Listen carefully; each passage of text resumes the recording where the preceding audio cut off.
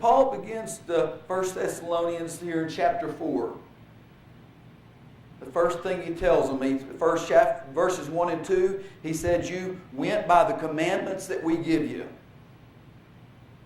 Now, if there's people today that says, well, I don't want to go to a church that tells me what to do and what not to do. You know what? It's not a matter of what the church tells you to do and not to do, but it's a matter of what the Bible tells us to do and what not to do. Now, if it's just simply some silly church rules and regulations that are being thrown out there, yeah, I'll agree with people. The church shouldn't be setting forth rules that are not biblical out there for people to follow. But when these rules are biblical, these commandments are biblical, then I want you to know this roadmap, this Bible, is a roadmap telling us how to get to heaven. It's a roadmap.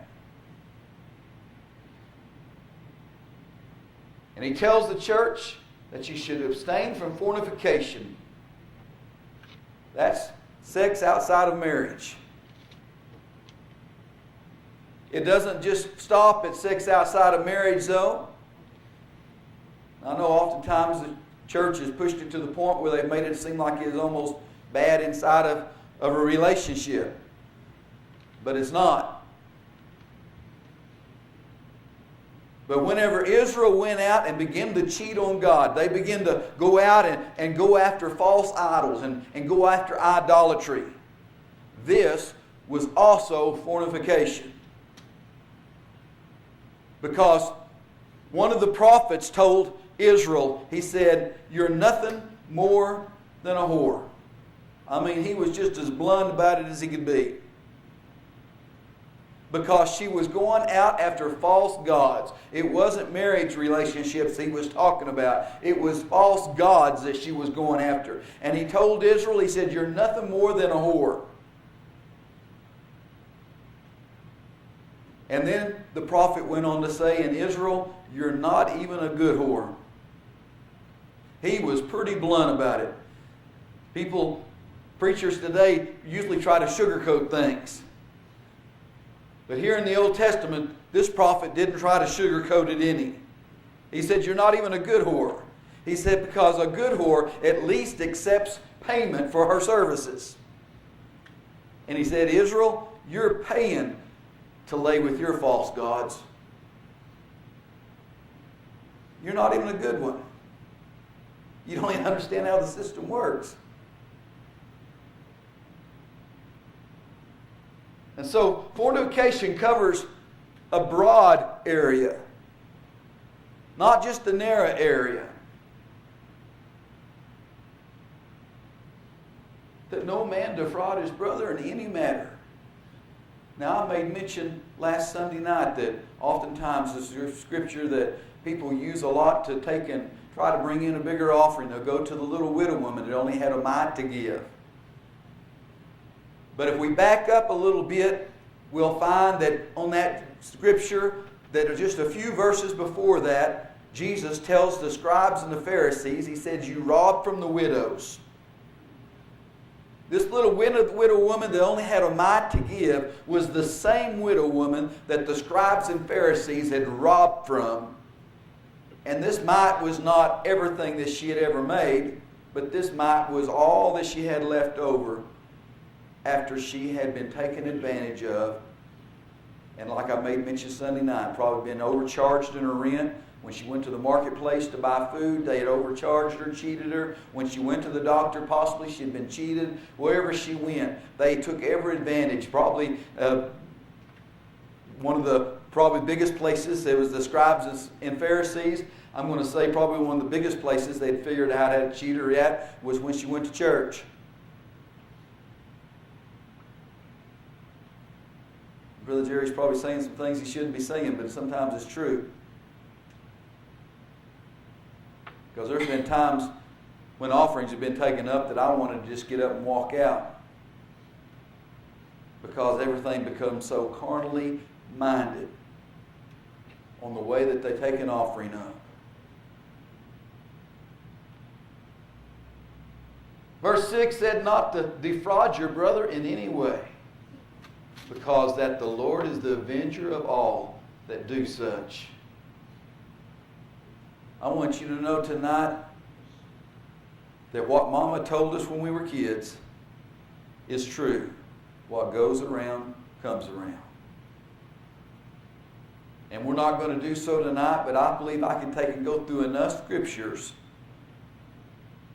to show you that a lot of times, not always, sometimes bad things just happen to people. And we have got to learn to accept that fact.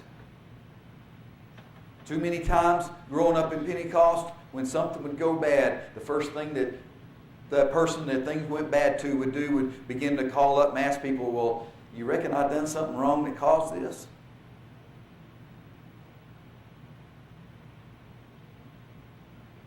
Sometimes it rains on the just and the unjust alike. And sometimes we've done absolutely nothing for what comes around and gets us. But I'm not going to tell you tonight that it's 100% of the time that it just simply rains on the just and the unjust. Because sometimes it does come around. What goes around comes around.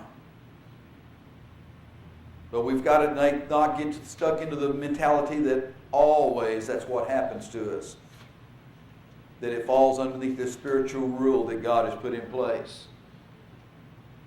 But Paul tells them in verse 6 not to defraud your brother in any matter. Why? Because the Lord will avenge those that do such things. God's not called us to be unholy. Paul, in another place of the Bible, warned them, said, be careful lest you use this freedom that you've got and abuse it.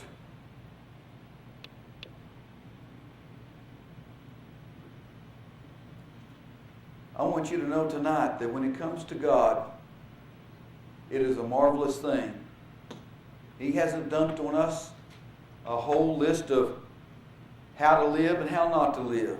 Although we can find many places in the Bible where it talks about how to live.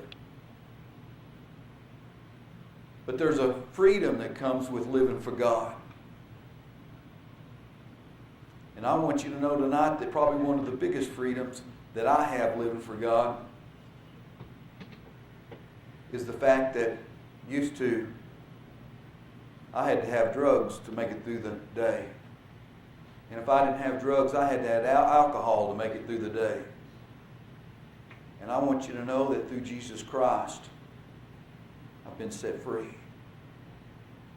I don't have to have that no more.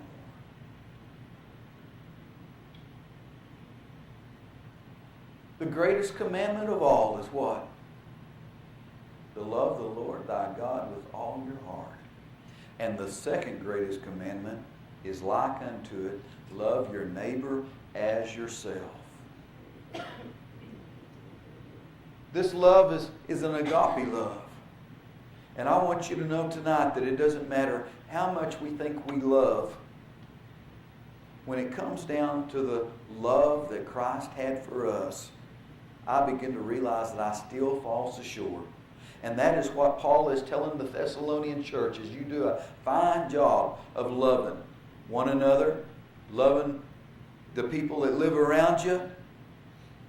But still yet, when it comes to the love that Christ had for us, we fall short of what you really ought to have. And so no matter how much love we got, I want you to know I can't stress too much that we need to learn to love more and more. We need to learn more about love. And so we oftentimes, we know human love. I'll love you if you do this for me. We tell the car salesman, I love you if you knock a couple of $1,000 off that car. That's human love.